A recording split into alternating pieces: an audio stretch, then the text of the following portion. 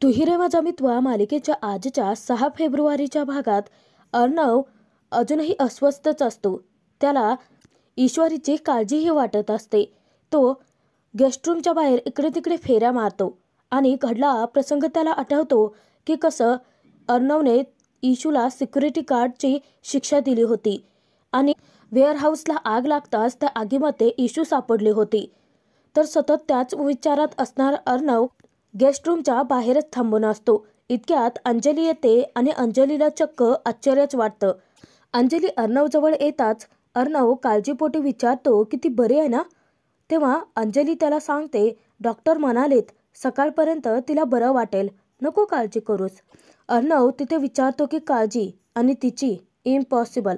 तर मुद्दाम अंजली त्याला विचारते की मग कशासाठी थांबलायस. तेव्हा अर्णव तिला म्हणतो की तुला माहिती नाहीये, यामध्ये माझ्या कंपनीचं रेप्युटेशनही खराब होऊ शकतं. टेबल लॉज आता किती कडक झाले आहेत. ऑन ड्युटी एम्प्लॉईजला जर काही झालं तर डायरेक्ट कोर्टात खेचतात आणि यामध्ये हे जर सगळं घडलं तर माझ्या कंपनीचं नाव खराब होईल. मला काळजी त्याची वाटते. अर्णवने कितीही ईश्वरीची काळजी लपवली तरी अंजलीच्या मात्र लक्षात येतच. अंजली मुद्दामच अर्णवला म्हणते, आता मी आहे त्याची काळजी घ्यायला, तू जाऊन झोपू शकतोस. तेव्हा अर्णव हा गेस्ट रूममध्ये निघालेला असतो. तर अंजली त्याला आठवण करून देते की त्याची खोली तर दुसरीकडे. तर अर्णव तेथून चाललेला असतो. नंदिनीला हसू येतं. अर्णव परत फिरतो आणि अंजलीला विचारतो की ताई ते तिच्या घरच्यांना.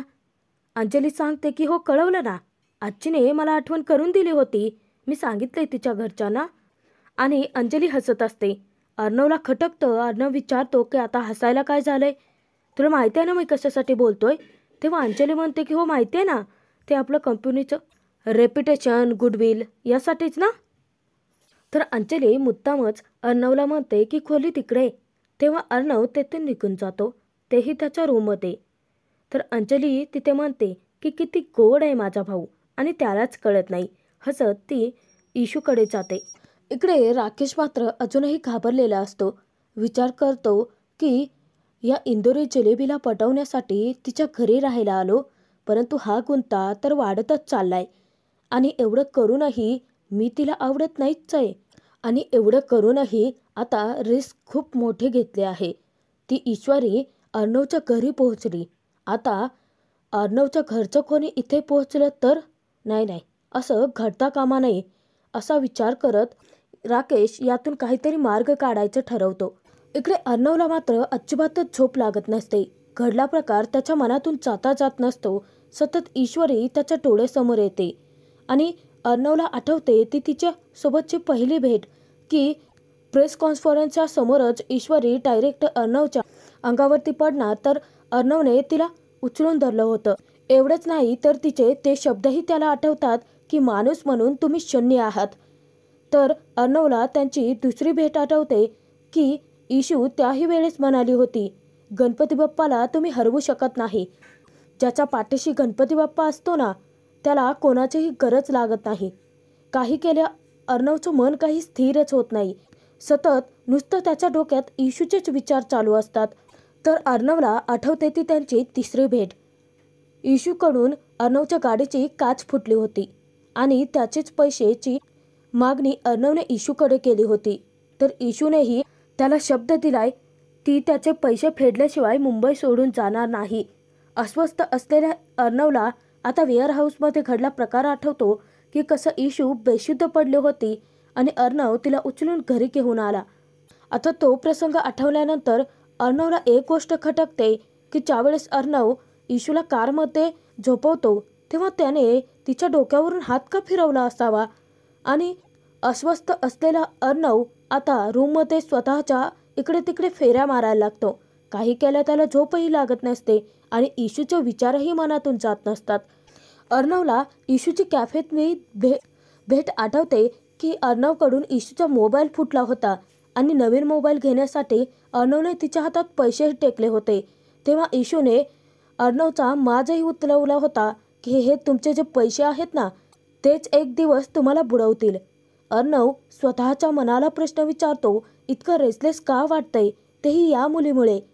त्याचं उत्तर अर्णवकडे स्वतःकडेही नसतं की त्याला एवढी इशूची काळजी का वाटते. आता अर्णवला राहवत नाही. अर्णव त्याच्या रूममधून जातो तो डायरेक्ट गेस्ट रूमकडे आणि आहे त्याच ठिकाणी थांबून तो गेस्ट रूमकडे एकटक पाहतो तर त्याला पुन्हा ईश्वरीचे शब्द आठवतात की कोण गरीब कोण श्रीमंत हे पैशाने ठरवता येत नसतं, ते ठरवता येतं त्याच्या माणुसकीने.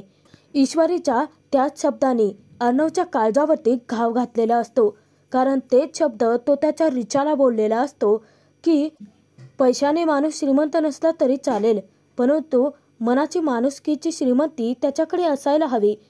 तर रिचा त्याला म्हणते की या फक्त बोलण्यापुरत्या गोष्टी आहेत. माणसाला जगायला पैसा हा लागतोच. थोडक्यात काय, मनी इज अ लव अर्णव.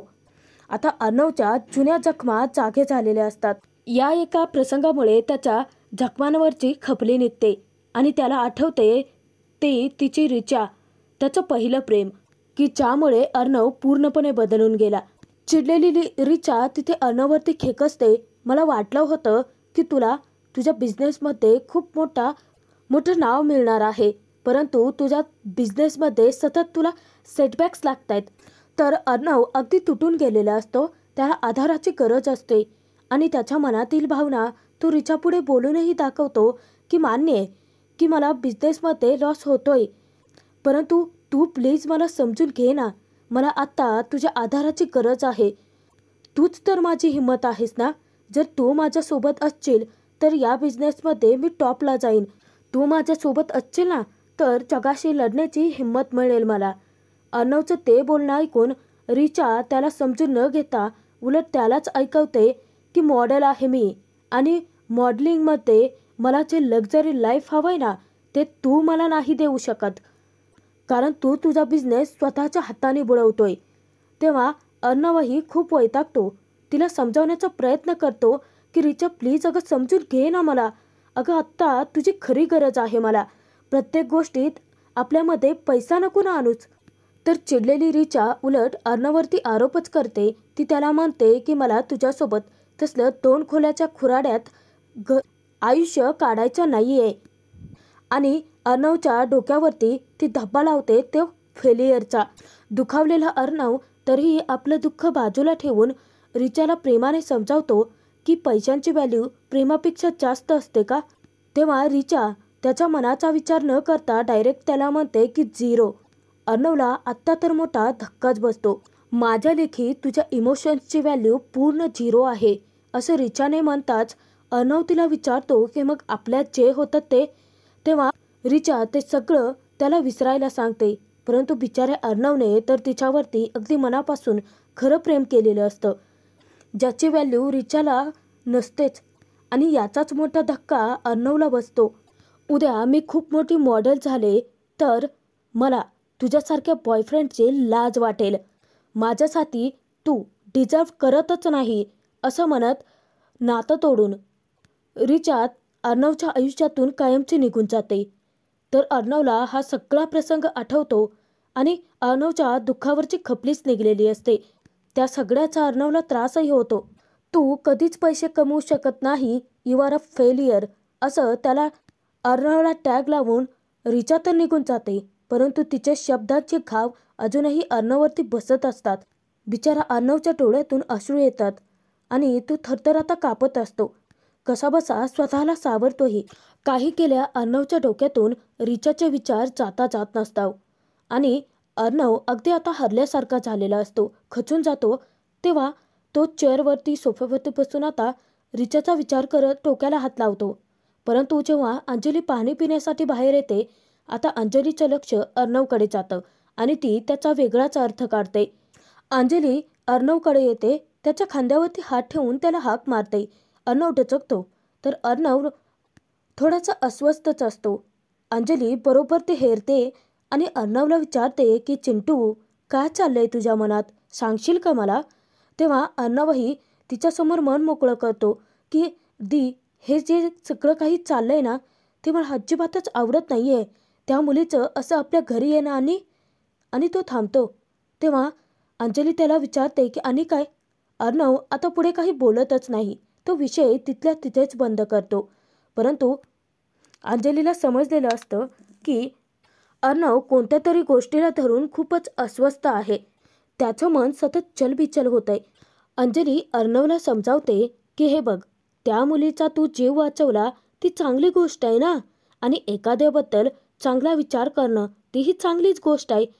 तेव्हा चिडलेला अर्णव म्हणतो की परंतु चांगुलपणा सगळेच जण डिझर्व करत नाहीत ताई. या मुलीने माझं खूप सारं नुकसान केलं आहे ताई. तुला माहीत देखील नाहीये की ती मुलगी किती स्वार्थी आहे. अर्णवच्या तोंडून हे बाहेर पडताच अंजलीला धक्का बसतो. या मुलींना सगळ्या सारख्याच असतात असं अर्णवने म्हणताच अंजली त्याला समजावते की तसं नाही आहे चिंटू. अरे दरवेळेस त्याच चष्म्यातून बघणं गरजेचं आहे का? हे बघ, आपण आपल्या आलेल्या अनुभवातूनच आपलं मत बनवतो ना. परंतु तसं नसतं. जगात कित्येक तरी मुली खूप चांगल्या आहेत मनाने. तेव्हा अर्णव म्हणतो की नाही ताई, जगातल्या फक्त तुम्ही तिघी, तू, आजी आणि मामी माझ्यासाठी चांगले आहात, बाकी कुणीही नाही. अर्णवला होणारा त्रास, अर्णवची तळमळ सगळं अंजलीच्या लक्षात येतं की तो का डिस्टर्ब्ड आहे. त्या मुलींना ना फक्त पैसा आणि मुलाचं चांगलं स्टेटसच लागतं. तेव्हा अंजली म्हणते की असं नाही आहे रे चिंटू. तर अर्णव म्हणतो की ताई प्लीज, हे बघ तू चांगली आहेस ना म्हणून तुला अख्खं जग चांगलं वाटतं, परंतु तसं नसतं ताई. तर आता अंजली पुढे काही बोलणार. अर्णव तो विषय बंद करतो. तर तो तेथून निघूनही जातो. त्याच्याबद्दल आता अंजलीलाच काळजी वाटते. इकडे इशू अजूनही उठलेली नसते. तर अंजली नेमकी तिच्या रूममधूनच बाहेर पडते. अर्णव तिच्या समोर येतो. अर्णव अंजलीला विचारतो की ताई काय अपडेट? तेव्हा अंजली मुद्दामच विचारते की अपडेट? कसले अपडेट? तर अर्णव तिला विचारतो की ती ईश्वरी देसाई फ्रॉम इंदोर, तिच्याबद्दल बोलतोय मी. तर अंजली म्हणते की हो, ती बरी आहे आता. अर्णव विचारतो की तिला पाठवलं नाहीत का घरी? तेव्हा अंजली सांगते की हो पाठवते ना. तर चिडलेला अर्णव म्हणतो की तिला पाठवा घरी तिच्या. ती फक्त साधी एम्प्लॉई आहे आपल्या कंपनीची. एवढे लाड करू नका तू आणि आजी. तर अंजली म्हणते की अरे ती झोपली आहे. अर्णव विचारतो की काय? नाहीस, आणि तो तेथून निघूनच जातो. अंजली तिथे म्हणते थोडी का असेना, परंतु तुला तिची काळजी आहे चिंटू. आणि अंजलीला एक वेगळाच संशय येतो. परंतु अर्णव आणि इशू या दोघांनाही एकमेकांबद्दल काही वाटत नसतं. दोघे एकमेकांशी नुसते भांडत असतात. तर इशूला इकडे जाग येते. इशू इकडे तिकडे पाहते आणि धक्क्याने उठते आणि विचार करते की हे काय, मी इथे कुठे आले? कोणाचं घर आहे हे? मी तर त्या गोडाऊनमध्ये होते ना. इतक्यात अंजली येते आणि अंजली इशूला म्हणते अगं तू गोडाऊनमध्ये होतीच, परंतु तिथे शॉर्ट सर्किट झालं, आग लागली होती आणि तू घाबरून बेशुद्ध पडली होतीस. तेव्हा इशू अंजलीला समोर पाहून धक्क्याने विचारते की तुम्ही इथे कसं काय आणि मी इथे कशी काय? तेव्हा अंजली सांगते की अगं आमचा चिंटू घेऊन आला तुला इथे. तेव्हा इशू विचारते की चिंटू? हा चिंटू कोण आहे आता? इतक्यात अर्णवच तिथे येतो आणि अर्णव इशूला विचारतो की उठलीस? अर्णवला समोर पाहून इशूला मोठा धक्काच बसतो. इशू तिथे आता अर्णवलाच विचारते की तुम्ही इथे कसे काय? उठसूट कोणाच्याही घरात शिरता का हो? तेव्हा अर्णव म्हणतो की हॅलो, हे घर माझं आहे. तेव्हा इशू म्हणते की अजिबातच नाही, या घरातल्या माणसांना मी ओळखते, हे काय तुमचं घर नाही आहे. इतक्यातच आजीही तिथे येते. आजी येताच इशू म्हणते की बघा, हे घर आहे ना ते या आजींचं आहे आणि या अंजलीताई या आजींच्या नात आहेत. तेव्हा आजी म्हणते की हो, आणि हा माझा नातू. तर इशू म्हणते की बघा, तुम्ही यांचे नातू आहात. आणि इशू पुन्हा अजून चकित होते. तर आजी म्हणते की हा माझा चिंटू आहे. तेव्हा इशू चिंटू हा तुमचा नातू आहे असं म्हणत अर्णवकडे एकटक पाहायलाच लागते. तेव्हा अर्णव म्हणतो की ASR. इशूला मोठा धक्काच बसलेला असतो. परंतु इकडे नमू, जयोत्या या दोघींनाही खूप टेन्शन आलेलं असतं. आता राकेशला सगळं माहिती आहे, परंतु कपटी राकेशने त्यांच्यापासून सर्व काही लपवून ठेवलेलं असतं. दोघींच्याही जीवात जीव नसतो, कारण इशू रात्रभर घरीही परतलेले नसते. नमू इशूशी कॉन्टॅक्ट करण्याचा प्रयत्न करत असते, परंतु इशूशी कॉन्टॅक्ट काय होत नसतो आणि जयोत्या तिथे पोलिसातच जायचं ठरवते. राकेशची घाबरगुंडी उडते. विचार करतो ही बाई जर पोलिसात गेली तर माझं सगळंच पिंग फुटेल. तर नम्रता जयू आत्याने उडत म्हणते की इशूचं काही झालं तर नसेल ना. तेव्हा जयू आत्याला धक्का बसतो तर राकेश तिला फटकारतो की काही काय बोलताय नम्रताजी, इशूजींना काही झालेलं नसेल आणि आपण पोलीस कंप्लेंट करायची नाहीये. आत्या विचारते की का. तेव्हा राकेश म्हणतो की 24 तास झाल्याशिवाय आपण कंप्लेंट फाईल करू शकत नाही. तेव्हा वैतागलेली आत्या म्हणते की म्हणजे आता काय आपण 24 तास होण्याची वाट पाहायची आहे का. परंतु इकडे मात्र अर्णव इशू यांचे लुटूपुटूचे वाद चालूच होतात. तर अर्णव ईश्वरीला खेकसतो की बडबड जर बंद केलीस ना तर बरे होईल. परंतु इशूचा काही केलं अर्णववरती विश्वासच बसत नसतो. तर अर्णव तिथे आजी अंजलीला म्हणतो की हिला ना तिच्या घरी पाठवा आणि रागाने निघूनच जातो. तेव्हा इशू म्हणते की परंतु हे कसं शक्य आहे. आजी विचारते की काय. तर इशू म्हणते की हा खडूस तुमचा नातू कसा. तेव्हा आजी अंजलीला आता खूप हसू येतं. तर इशू जीभ चावते आणि म्हणते की नाही म्हणजे एवढा स्ट्रिक्ट माणूस तुमच्या घरचा कसा काय. इशूचा अजूनही विश्वास बसत नसतो. तेव्हा अंजली म्हणते की आहे सगळं शक्य आहे. तर इशू तिथे अंजलीला म्हणते की कसं शक्य आहे. एकाच घरात एवढे वेगवेगळ्या विचारांची माणसं कसं. आणि इशूच्या पुन्हा डोक्यात प्रकाश पडतो की अरे बापरे, आपण इथे आहोत म्हणजे जयू आत्या नमुताई आपली वाट पाहत असतील, काळजी करत असतील. तर इशू तिथे आता खूप घाई गडबड करायला लागते. तिची नुसती धांदलच उडालेली असते. तिचा स्वतःचा फोन पाहते परंतु तोही स्विच ऑफ असतो. तेव्हा अंजलीचा ती फोन मागते कारण तिला जयू आत्याला कळवायचं असतं की ती सुखरूप आहे. अंजली तिला सांगतेही की मी रात्रीच तुझ्या घरी कळवलंय. परंतु इशूला स्वतःला तिच्याशी बोलायचं असतं. आता लवकरच राकेशचं बिंग फुटणारच असतं.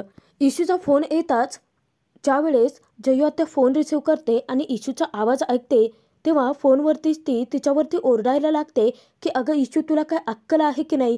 रात्रभर तू घरी आलेली नाही आहेस. इथे आमच्या जीवाला घोर लावलाय आणि तू कर जीवाची मुंबई. तेव्हा इशू म्हणते की अगं आत्या माझं ऐकून तरी घे. तर अर्णवची आजी आत्यांशी बोलते. ती त्यांची समजूत घालते की तुम्ही काळजी करू नका. मी इशूच्या बॉसची आजी आहे. इशू रात्रभर आमच्याचकडे होती. हे बघा थोड्या वेळाने मी तुमच्याकडे पाठवूनच देईन परंतु तुम्ही काळजी करू नका. तेव्हा कुठे आता आत्याच्या जीवात जीव येतो. इशू आजीशी बोलते की बरं झालं तुम्ही आत्याला कळवलेत परंतु मला लवकरच घरी जावं लागेल. तेव्हा आजी तिला समजावते की अगं हो, घाई करू नकोस, छान फ्रेश हो, काहीतरी खा आणि मग जा ना.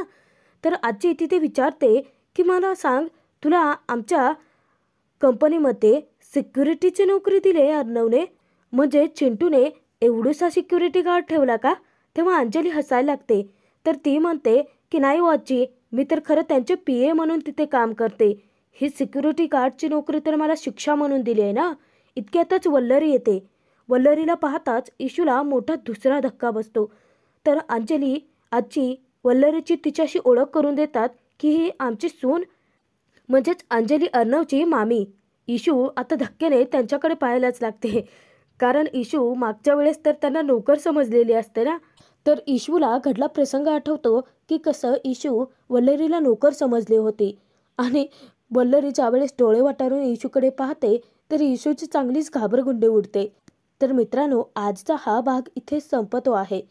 पुढील भागात आपण पाहणार आहोत सर्वच जण इशूने इंदोरी स्टाईलने केलेल्या पोह्यांचं खूप कौतुक करत असतात. त्याचा नुसता घमघमाट सुटलेला असतो. अर्णवच्या तोंडालाही पाणी सुटतं आणि अर्णव तिथे आता त्याचा सलाड त्याचं डाएट सगळं बाजूला ठेवतो आणि चक्क इशूच्या हातचे पोहे खायला सुरुवात करतो. घरातील सर्वच जण अचंबित होतात. तर अर्णव तिथे म्हणतो की किती टेस्टी आहेत. तेव्हा इशू म्हणते की आवडले ना, मग ज्याने बनवले त्याला साधं थँक्यू तरी म्हणा. अर्णव धक्क्याने तिच्याकडे पाहते. बिचाराला आता ठसकाच लागतो. तेव्हा अर्णवला पाणी देत इशू म्हणते की काही नाही आहे, निवांत खा, थँक्यू नंतर म्हटलं तरी चालेल. अर्णव तिच्याकडे एकटक पाहतच असतो आणि अंजली बाकीच्या घरातले सर्वच आश्चर्याने त्यांच्याकडे